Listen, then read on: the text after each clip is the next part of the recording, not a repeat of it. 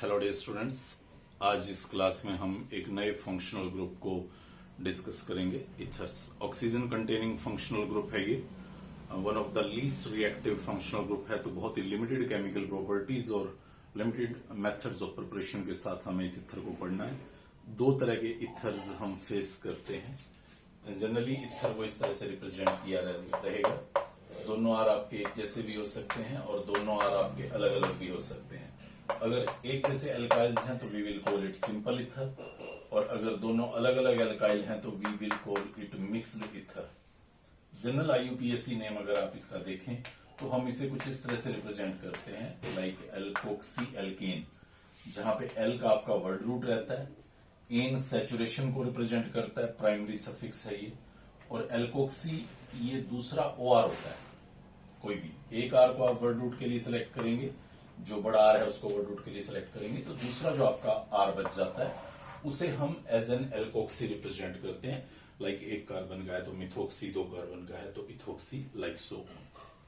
जैसे मैं एक सिंपल सा केस आपके सामने रिप्रेजेंट करूं, CH3 CH2O CH2 CH3, और एक केस लेता हूं मैं ये CH3O CH2 CH3।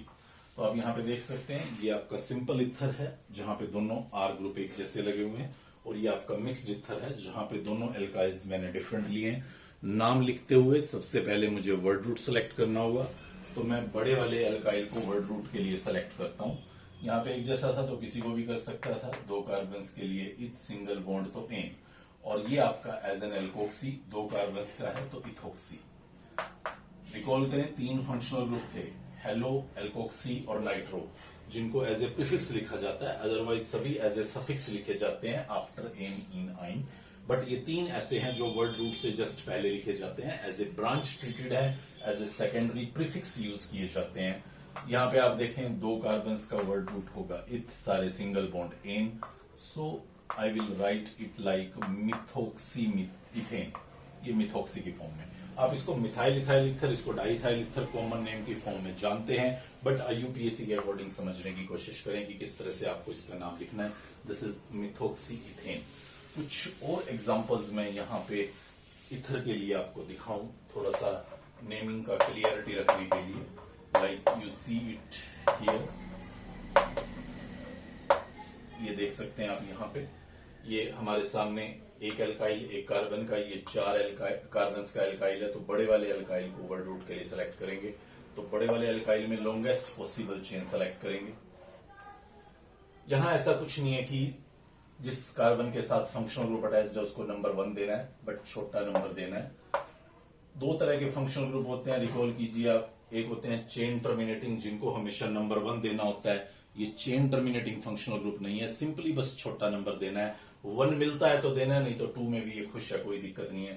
4 कार्बन्स के लिए वर्ड रूट होगा ब्यूट, सारे सिंगल बॉन्ड एन, और 2 नंबर पे आपका लगा है ये फंक्शनल ग्रुप, जिसको एज ए ब्रांच लिखूंगा।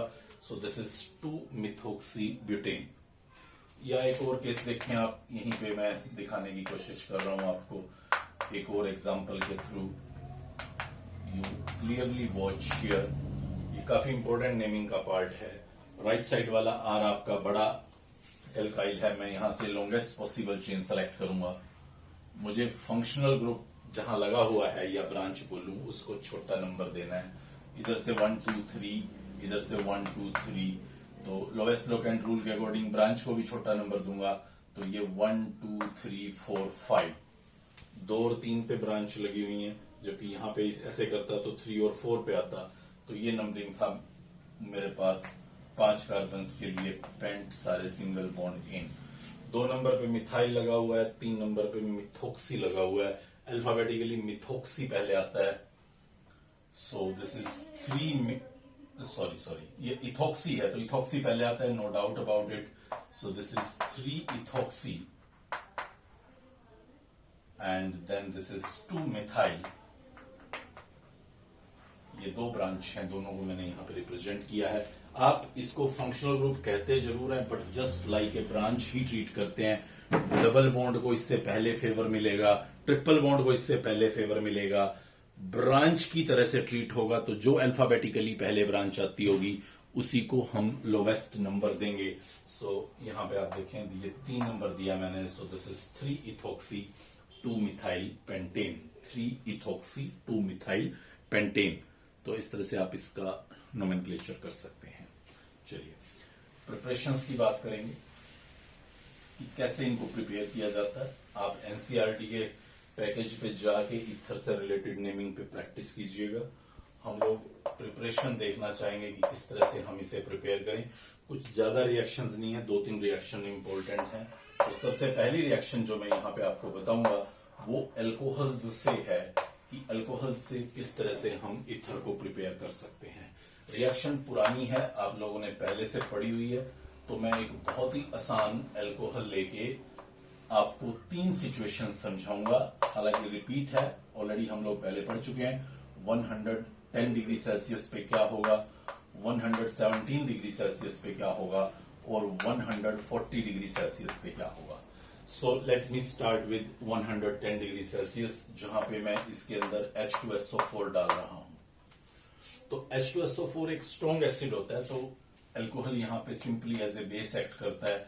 CH3CH2OH, ये ऑक्सीजन ने वो H+ ले लिया एसिड से, H2SO4 से, और इस तरह से वो एक कैटायन बन गया और इसके साथ में HSO4 नेगेटिव चिपक जाता है। सिंपली आयनिक अट्रैक्शन है। ये बॉन्ड इजीली टूट नहीं पाता, मतलब वाटर यहां से रिलीज नहीं हो पाता। हालांकि मीडियम में H2SO4 पड़ा है, एक अच्छा डिहाइड्रेटिंग एजेंट है, वाटर को निकालने की कैपेसिटी है, बट 110 डिग्री पे ये पॉसिबल नहीं हो पा रहा। रिजल्टिंग यहीं पे आके रिएक्शन रुक गई है। समटाइम क्या करते हैं वो 2H निकाल देते हैं, मीन सल्फेट के दोनों H2SO4 के दोनों H रिलीज कर देते हैं और 2 अल्कोहल उसको गेन कर लेते हैं। तो आप ऐसे भी प्रोडक्ट दिखा सकते हैं। ये सिर्फ 110 डिग्री पे होने वाला रिएक्शन था। What about at 140 degree? 140 degree पे ये बॉन्ड टूट सकता है, टूट जाता है और हमारे पास बनता है एक carbocation CH3CH2 positive ethyl carbocation बनता है। वाटर एलिमिनेट हो गया है और अब ये जो आपका इथाइल कार्बोकेटायन बना है ये यहां से इस बॉन्ड को तोड़ना चाहता है और यहां एल्कीन बनाना चाहता है। जो पीछे बचा हुआ सल्फेट है या HSO4 negative whatever you like, कुछ भी कह दीजिए, वो एज ए बेस इसके H+ को छीनना चाहेगा, बट 140 पे ये काम पॉसिबल नहीं हो पा रहा, या मैं कहूं बहुत ही कम हो पाएगा। बहुत कम चांस होंगे कि इस तरह से फिर आपके पास ये H एलिमिनेट होके एल्कीन बन जाए, एलिमिनेशन हो जाए। ये पॉसिबल नहीं हो पाएगा 140 डिग्री पे। तो 140 डिग्री पे क्या होगा? चलो ये काम तो नहीं हो पा रहा, तो 140 पे क्या होगा? ये जो कार्बोकेटायन आपका बना है, मीनवाइल इसी कार्बोकेटायन पे कोई दूसरा अल्कोहल का मॉलिक्यूल जिससे ये कार्बोकेटायन बना है वो अटैक कर लेगा, जस्ट एज ए न्यूक्लियोफाइल। इस कार्बोकेटायन पे इस अल्कोहल का दूसरा मॉलिक्यूल जो आपका स्टार्टिंग रिएक्टेंट था वो इस कार्बोकेटायन पे अटैक करेगा। मैं इस तरफ ही दिखाने की कोशिश कर रहा हूं, सारी चीजें आप इधर समझने की कोशिश करें। ये यहां पे इस कार्बन पे जहां पॉजिटिव चार्ज मैं दिखा रहा हूं उस पे ये अल्कोहल अटैक कर रहा है और कुछ इस तरह की एक स्पीसीज बन रही है। O पे पॉजिटिव चार्ज आ गया है, वो अपने पॉजिटिव को खत्म करने के लिए H+ उस H2SO4 को दे देगा, मींस ये वो H2SO4 का H+ वापिस हो गया और हमारे पास बन रहा है आपके लिए डाई इथाइल ईथर। एक सिंपल सा ईथर जो मैं बनाना चाहता था यहाँ इथाइल अल्कोहल से, वो डाई इथाइल ईथर हमारे सामने यहाँ प्रिपेयर हो जाता है। आप इस बात को प्योरली फोकस करें 140 पे। मैं ये मना नहीं कर रहा कि ये बॉन्ड बिल्कुल नहीं टूटने वाला, कुछ थोड़ी बहुत पॉसिबिलिटी होती होगी, कुछ 2 से 5% प्रोडक्ट इथीन बनता होगा, but minor, just as an impurity हम इसको ट्रीट करते हुए अपने आंसर पे कभी भी नहीं दिखाएंगे। हम हमेशा यहाँ पे डाई इथाइल ईथर का फॉर्मेशन दिखाएंगे एट 140 डिग्री। हाँ, अगर ये रिएक्शन 170 पे कर रहे हो तो फिर इस बॉन्ड को टूटने में बहुत मजा आता है, मतलब ये ज्यादा आसानी से टूट सकता है। फिर आपका एल्कीन मेजर प्रोडक्ट होगा, यानी कि यहां पे H+ निकलना फेवर करेगा। अल्कोहल एज ए न्यूक्लियोफाइल 170 पे अटैक करके ईथर जैसा कोई प्रोडक्ट बना पाए, इसकी प्रोबेबिलिटी बहुत बहुत ही थोड़ी होगी। तो आप समझ गए। यहां पे अगर 110 रख रहा हूं मैं तो ये मुझे सिंपली एक एसिड बेस रिएक्शन होती नजर आएगी। अगर मैं 170 रख रहा हूं तो मुझे ये एलिमिनेशन होता नजर आएगा, बीटा एलिमिनेशन, डिहाइड्रेशन रिएक्शंस हम पढ़ के आए हैं ऑलरेडी, अल्कोहल्स के अंदर ये वही रिएक्शन है। बट 140 पे अगर मैं देखूं तो 140 पे अल्कोहल यहां पे एज ए न्यूक्लियोफाइल अटैक करेगा और आपको इथर एक प्रोडक्ट की फॉर्म में अपीयर होगा। चलिए मैं अब आपके सामने अल्कोहल बदलता हूं और सिर्फ 140-170 पे चेंजेस देखता हूं। तो मैंने क्या किया, एक आइसोप्रोपाइल अल्कोहल लिया और वही H2SO4 140 डिग्री पे रखा। 170 नहीं कहूंगा, 170 पे बिल्कुल क्लियर है कि 170 पे एलिमिनेशन होता है, हम डिहाइड्रेशन ऑफ अल्कोहल ऑलरेडी पढ़ के आ चुके हैं। 140 पे हमारा आज फोकस रहना है। तो हाँ, बीच बीच में कंपेयर करते रहेंगे। तो ये ऑक्सीजन इसके H+ को ले लेगा और H+ को लेने के बाद ये आपका कुछ इस तरह का स्पेसिस, ये यहां से वाटर आउट और ये आपका वो कार्बोकेटायन आइसोप्रोपाइल कार्बोकेटायन बन गया। अब एक और अल्कोहल का मॉलिक्यूल जो कार्बोकेटायन बन गया। मैं बोल रहा था कि ये यहां से निकल पाना थोड़ा सा मुश्किल है 140 पे, बट ध्यान रखें पिछले केस से ज्यादा आसानी से निकल सकता है। मतलब क्या 140 पे मुझे ये एल्कीन बनता नजर आएगा? तो आई विल से यस, मुझे ये एल्कीन बनता नजर आएगा। आप कहेंगे अभी तो मना कर रहे थे सर कि 140 पे ये H नहीं टूटे, ये H नहीं निकलेगा, हमने मेजर प्रोडक्ट अपना डाइथाइल ईथर दिखाया, इथीन नहीं दिखाया। यहां पे मैं क्यों कह रहा हूं कि प्रोपीन बन सकता है? तो मैं इसलिए कह रहा हूं कि पहली बात तो आप उस पिछले एग्जाम्पल के बनने वाले एल्कीन को और इस एल्कीन को अगर आप कंपेयर करें तो ये वाला एल्कीन ज्यादा स्टेबल है हाइपर कॉन्जुगेशन की वजह से, मतलब बनने की ज्यादा टेंडेंसी होगी। मोरओवर ये वाला कार्बोकेटायन मोर स्टेबल है, इसलिए ये अपनी स्टेबिलिटी में उस H को निकालने में ज्यादा इंटरेस्ट दिखाता है। मोरओवर मैं ये भी नहीं कह रहा कि अभी अल्कोहल एज ए न्यूक्लियोफाइल इस पे अटैक नहीं करेगा। ये दूसरा मॉलिक्यूल इसका आएगा और इस कार्बोकेटायन पे एज ए न्यूक्लियोफाइल वैसे ही अटैक कर सकता है जैसे मैं पहले दिखा रहा था। इधर आप देखेंगे किस तरह से वो अटैक कर रहा है। ये आपका वो कार्बोकेटायन था, इस कार्बोकेटायन के पॉजिटिव के ऊपर ये ऑक्सीजन अटैक कर रहा है। कौन सा ऑक्सीजन? ये वाला ऑक्सीजन, जिस ऑक्सीजन के साथ एक H लगा हुआ है, एक CH लगा हुआ है और 2 एल्काइल लगे हुए हैं। बहुत ध्यान से देखिएगा, O पे पॉजिटिव चार्ज है और ये अपने पॉजिटिव को आउट कर लेता है यहाँ H को रिलीज करके। रिजल्टिंग हमारे पास जो प्रोडक्ट बनता है, मैं यहाँ रिप्रेजेंट कर दूंगा इसको, CH3, O ने H को छोड़ दिया है और आगे भी आपका वही CH के साथ 2 मिथाइल, तो ये डाई आइसोप्रोपाइल ईथर आपका प्रोडक्ट बन जाता है। यहां पे ये बनेगा, लेकिन वैसा परसेंटेज नहीं होगा जैसा परसेंटेज मुझे लास्ट रिएक्शन में दिखाई दे रहा था, क्योंकि एल्कीन के बनने के चांसेस थोड़े ब्राइट हो गए हैं पहले से। अगर मैं कहूं कि पिछले रिएक्शन में ये 2 से 5 बना था, तो यहां ये 15 से 25-30% तक बन सकता है, 15 to 30%।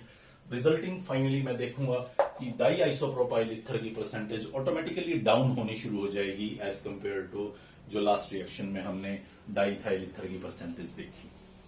अगर मैं यहां पे टर्शियरी अल्कोहल ले लूं, सी हियर, अब मैं आपके सामने टर्शियरी अल्कोहल ले रहा हूं।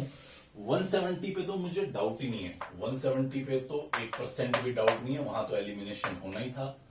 बट अगर मैं 140 पे भी ये काम करके देखूं तो यहां पे सी हियर ऑक्सीजन इसके H के ऊपर अटैक करेगा और यहां ये एक कार्बोकेटायन आपको बनता नजर आएगा, सी लाइक दिस। ये वाटर निकल गया, ये वाटर निकल गया और वाटर निकलने के बाद यहां पे ये कार्बोकेटायन बन गया। बहुत ही स्टेबल कार्बोकेटायन है, बहुत ज्यादा टर्शियरी कार्बोकेटायन एलिमिनेशन का फेवरिंग रहता है। 140 पे भी ये यहां से एलिमिनेशन करके आपको एल्कीन ही मेजर देगा, एल्कीन ही मेजर देगा। जबकि मैं सोच रहा था कि कोई दूसरा अल्कोहल का मॉलिक्यूल आएगा और वो एज ए न्यूक्लियोफाइल इस कार्बोकेटायन पे अटैक करेगा और मुझे यहां दिखाने की कोशिश करता हूं इसी को, see here, CH3 OH CH3 plus, ये ऐसा कुछ बनना था। ध्यान से देखिएगा, ये ऑक्सीजन यहां पे अटैक कर रहा है इस कार्बन पे, ये ऑक्सीजन इस कार्बन पे अटैक कर रहा है, O पे प्लस आ गया। O अपना प्लस हटाने के लिए H छोड़ देगा, ये di tertiary butyl ether, I am very sorry to say, ये बहुत माइनर बनेगा, 2 से 5%। तो मैं फिर इस रिएक्शन को टर्शरी ब्यूटाइल ईथर टाइप के ईथर्स बनाने के लिए कभी भी फेवर नहीं करूंगा। ये रिस्की होगा क्योंकि एलिमिनेशन मेजर होगा even at 140। Please remember, even at 140। 170 पे तो बात ही नहीं करनी मुझे। 170 पे तो प्राइमरी अल्कोहल में ही एलिमिनेशन हो रहा था, तो सेकेंडरी कार्बोकेटाइन और टर्शरी से तो एलिमिनेशन कोई रोक ही नहीं सकता। 140 पे प्रॉब्लम थी कि प्राइमरी अल्कोहल हमें इथर बना के दे रहा था, सेकेंडरी तक भी ठीक ठाक था, चलो 60-70 जो भी परसेंटेज बनता होगा, बट टर्शरी अल्कोहल के केस में मुझे इससे इथर बनाने में बहुत परेशानी आ रही थी। मेजर प्रोडक्ट मेरा एल्कीन बन जाता था। तो ये सारी कहानी आपको ध्यान रखनी है कि किस तरह से अल्कोहल्स इथर में कन्वर्ट किए जा सकते हैं। एक और बहुत important preparation Williamson synthesis, last reaction last chapter के अंदर भी पढ़ाई गई थी। एक एल्काइल हैलाइड लेते हैं, एक एल्कोक्साइड लेते हैं। जस्ट सिंपली एल्काइल हैलाइड्स के अंदर न्यूक्लियोफिलिक सब्स्टिट्यूशन होता है। ये OR नेगेटिव इस R पे अटैक करता है और X को सब्स्टिट्यूट करता है। रिजल्टिंग हमारे पास बनता है ROR प्लस NaX। ये इथर, जस्ट ये सिंपल से रिएक्शन है। अपनी चॉइस से यूज कीजिए रिएक्शन के रीजेंट्स को। लाइक सपोज मैंने ये ले लिया CH3CH2O negative Na positive, this is sodium ethoxide. एक न्यूक्लियोफाइल लिया है और ये मैंने ले लिया एक एल्काइल हैलाइड CH3Cl, कार्बन पे प्लस है, Cl पे माइनस है।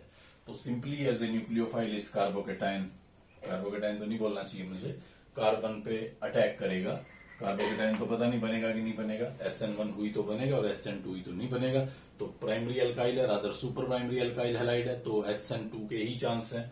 तो कार्बोकेटाइन्स के लिए तो मुझे अपने वर्ड्स बाइट करने पड़ेंगे वापस।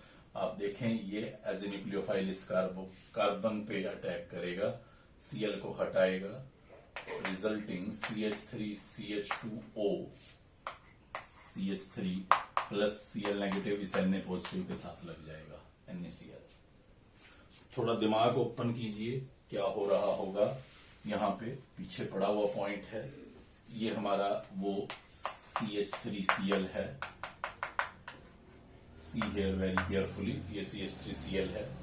क्योंकि SN2 मैकेनिज्म होगा, ये न्यूक्लियोफाइल यहां इस कार्बन पे अटैक करने की कोशिश कर रहा होगा, एक इस तरह का ट्रांजिशन स्टेट बनने की कोशिश करेगा यहां, OCH2CH3 like this.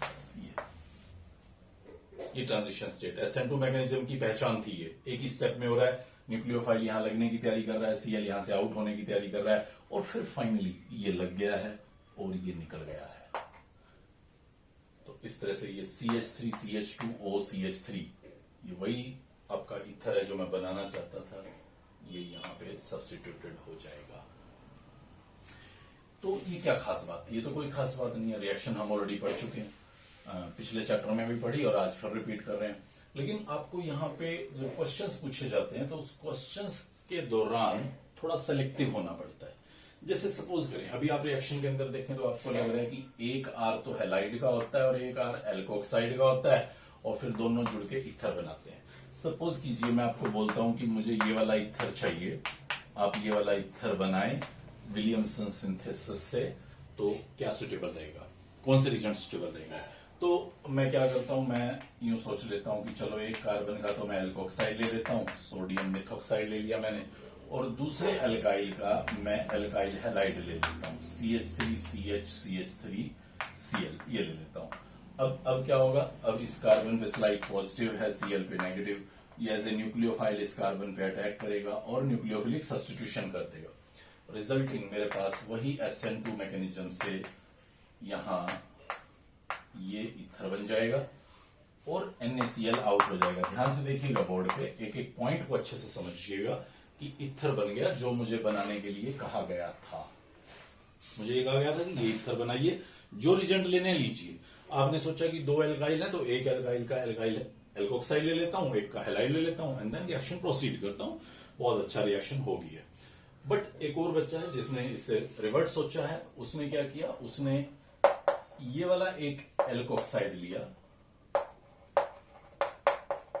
See here, ये वाला एक एल्कोक्साइड लिया, कोई दिक्कत नहीं थी, R एक लिया हुआ है उसने, और ये वाला एक हैलाइड लिया CH3Cl, और रिएक्शन का सोचा। तो इस CH3 पे स्लाइड पॉजिटिव चार्ज था, ये O नेगेटिव इस कार्बन पे अटैक करेगा और Cl को हटा देगा, तो NaCl वैसे ही आउट हो जाएगा और हमारा यही पर्टिकुलर ईथर बनेगा। लेकिन प्लीज रिमेंबर, ये रीजेंट सिलेक्शन बेटर है, ये रीजेंट सिलेक्शन बेटर नहीं है, और यही पॉइंट है जो हमें यहां पे समझना है। रिमेंबर एंड ऑलवेज रिमेंबर, जहां तक हो सके आपको हैलाइड, टर्शरी तो कतई नहीं लेना, चाहे कुछ हो जाए। विलियमसन सिंथेसिस में टर्शरी तो लेना ही नहीं है, सेकेंडरी से भी परहेज करना है जहां तक पॉसिबिलिटी हो। आप most of the time primary halide लेना फेवर करें। वाई? क्योंकि अगर हैलाइड आपने टर्शरी लिया तो उस केस में एलिमिनेशन का बहुत ज्यादा रिस्क होता है, सेकेंडरी लिया तो भी रिस्क होता है। आप यहां देखें, सेकेंडरी हैलाइड लिया हुआ था तो आपको ऐसा कुछ दिखेगा, बट आप ध्यान रखें ये न्यूक्लियोफाइल एक बेस की तरह से भी एक्ट कर सकता है और यहां से बीटा एलिमिनेशन भी कर सकता है, रिजल्टिंग आपको ये प्रोडक्ट मिलने के भी बहुत ज्यादा चांसेस होंगे अलोंग विद दिस। इसलिए मैं बोल रहा हूं कि बेटर सिलेक्शन ये है, क्योंकि यहां पे तो बीटा कार्बन ही नहीं है, बीटा हाइड्रोजन कहां से होगा, और बीटा हाइड्रोजन नहीं है तो एलिमिनेशन कहां से होगा, रिजल्टिंग आपको ये एक्सक्लूसिव इथर बनाता ही नजर आएगा। एटलीस्ट एल्कीन की कोई डिस्टर्बेंस नहीं होगी, जबकि यहां पे आप देख पा रहे थे कि इस पर्टिकुलर रीजन के सिलेक्शन में आपको एल्कीन मिलने का भी पूरा चांस है। अगर मैं एक और यहां पे आपसे इसी के टाइप का क्वेश्चन पूछना चाहूं कि भाई कौन से सिलेक्शन करेंगे आप रीजन्स का, जैसे सपोज कीजिए मैंने आपको बोला कि आप ये एक इथर बनाए, ये आपको एक इथर बनाना है, तो आपको साफ दिख रहा है एक ये एल्काइल लेना है, एक ये एल्काइल लेना है, तो एक एल्काइल को आप as an alkyl halide choose कर लीजिए और दूसरे एल्काइल को आप एज एन एल्कोक्साइड चूज कर लीजिए, लाइक दिस। अब बहुत आसान है, देखिएगा ये नेगेटिव इस कार्बन पे अटैक करेगा और Cl को यहां से हटाएगा। यहां एलिमिनेशन का कोई रिस्क नहीं है, हालांकि न्यूक्लियोफाइल भारी भरकम है, वीक होगा, बहुत अच्छे से अटैक नहीं कर पा रहा होगा, सारी बातें ठीक हैं, बट अब क्या करें, ईथर बनाना है तो यही तरीका है, बस यहां एलिमिनेशन से बचना है। ये बेस्ट सिलेक्शन होगा आपका कि आप टर्शरी तो एल्कोक्साइड ले लीजिए और सुपर प्राइमरी हैलाइड ले लीजिए।